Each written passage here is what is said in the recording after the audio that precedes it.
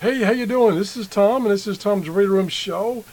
And this is what I found. I've been cleaning up my workshop this week. Well, trying to.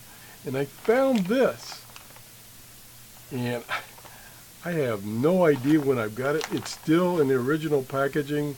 I probably got it at a ham fest. What is it? It's an antenna. Let me zoom in here a little bit. It's a Radio Shack antenna. Let me pull it out so you can see it. The original bag. And it's a model 20-181. And it says it's a Radio Shack multi-band shortwave antenna. Let me open this up. This is probably a collector's item. Probably worth hundreds of dollars. Yeah, right. Your multi-band shortwave antenna offers wide band coverage of the following shortwave bands. And it goes from 4.7 megahertz all the way up to 26.10 megahertz. The antenna is an inverted V. Here's how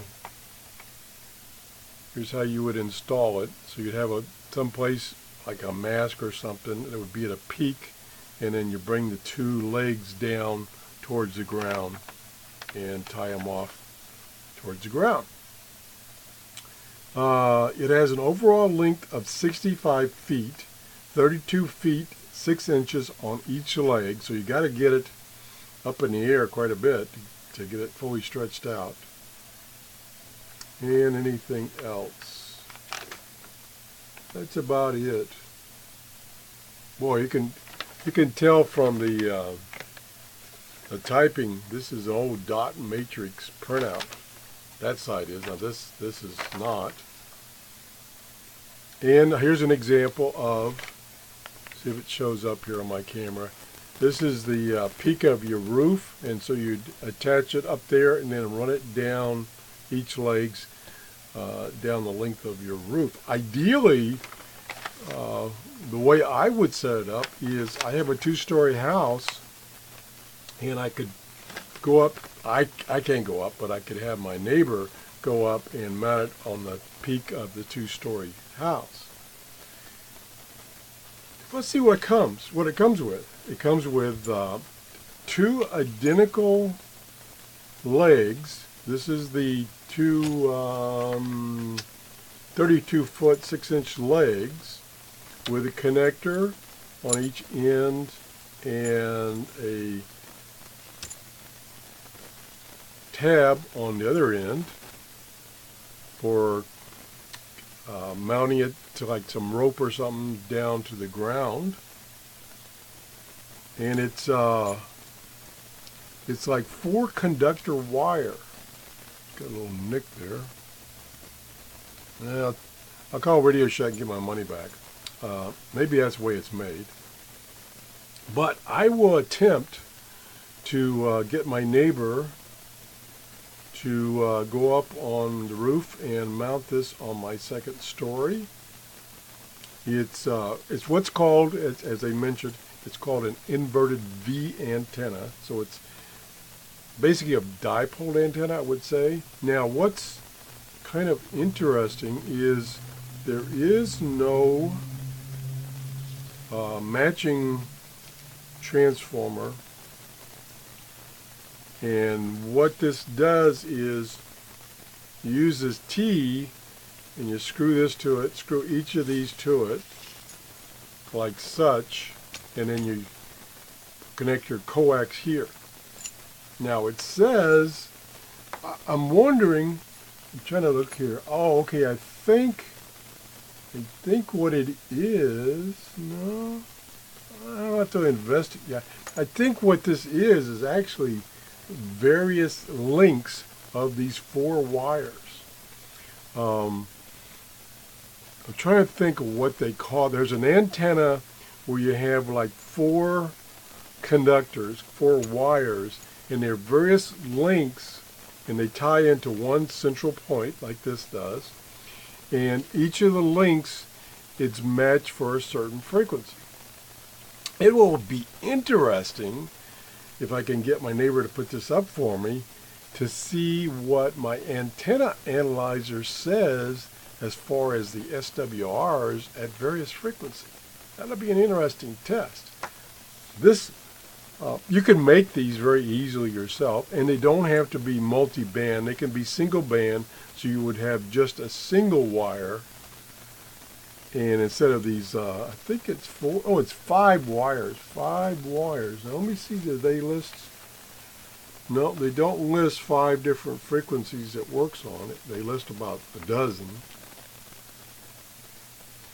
And it's, what's interesting is most of these that it says it operates on are the international broadcast bands. So this is a receive only. You wouldn't want to put a transmitter on this because you'd have some impedance matching problems. And the instruction says install at least 2 10-foot sections of antenna mast. So that means this peak has to be 20 feet in the air. And then since you're coming down on an angle, then you can spread it out so you can have the full 62 feet, 32-foot legs. So I do have some push-up poles. They're quite heavy. I think they're 50-foot push-up poles. Yeah, I can't handle those, so forget that. I probably still can handle 2 10-foot sections of antenna mask, and I probably won't use the typical antenna mask. They're a little too heavy for me. I'd probably use something lighter, like stuff that you use for conduit when you're putting in wiring in your house. That's much smaller diameter. It's much lighter. Of course, it won't hold up for winds, so it would just be a temporary installment so I can test it for you. So that's my plan. I'm going to try to get this tested and get it installed. Yeah, here, it doesn't show up very well on my camera, I know, but here shows the assembling of the antenna, and you can see there are multiple lengths of wire. So each one of these 5 wires are a different length for a different frequency. That's how it works. Alrighty, I think that pretty well covers everything. I can say there are a number of places on the internet that will show you the instructions for making one of these yourself. Unfortunately, you can't buy it at a Radio Shack anymore. I just did a show that I found out that the Radio Shack's stores, there may be still like 28 still open. And there is the Radio Shack website. I think that's about it. If you have any questions, let me put this out of the way for 1 second. See if I can lift it up here. Oh, everything's spilled out. Okay, well, I'll just show you one at a time. Well, what we have here. These are a collection of antennas that I haven't tested. This is, that's an empty bag. This is from DRC. I did a couple of his antenna reviews. And this is for a 40-foot shortwave antenna. Alright, it's just a long wire antenna with a connector on the end to plug in the side of your portable radio. So I've got that one to do. I believe this is coax cable for a discone antenna that I got from China. Again, I haven't had anybody help me install it. What else do we get? Oh, here's another 40-meter antenna. I think this is an in-fed antenna. I did a review of this gentleman's antennas.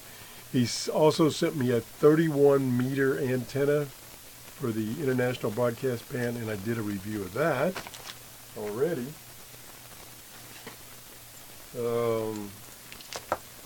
Here's another antenna. It looks like this is a similar long wire antenna to this one. I think it might be the exact, yeah, it's exactly, well, no.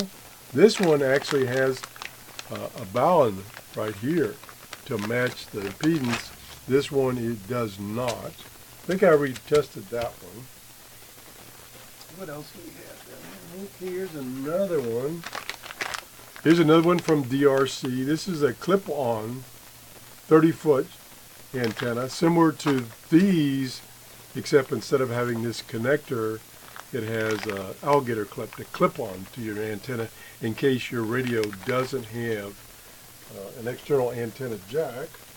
What do we have here? Oh, here's various other antennas that I probably have tested. Oh. Here's another antenna. This one has this impedance matching tube, I'll call it. I did test this one, and it's a long wire antenna. I think that's about it. Oh, there's a couple more. Well, there's the old style. Let me zoom out here. My pile's getting so big. Let me zoom out. Here's an old style TV antenna, rabbit ears, which can be used for VHF listings, such as listings to satellites. Here's the little reel antenna from Sangean. It has an adapter on this end, and the long wire antenna is rolled up in this reel. It's for portable use. I've done a review of those. That's about it. So I found this box of antennas, and I'm going to go through a little more detail, what's what, and try to test the ones I haven't tested so far. Also, I'm going to try to figure out a way of doing a giveaway, give away some of these antennas. Still working on that. Don't want to get in trouble, so gotta make it low key. That's it. If you enjoyed this show, please give me a thumbs up and have a great day. Bye-bye.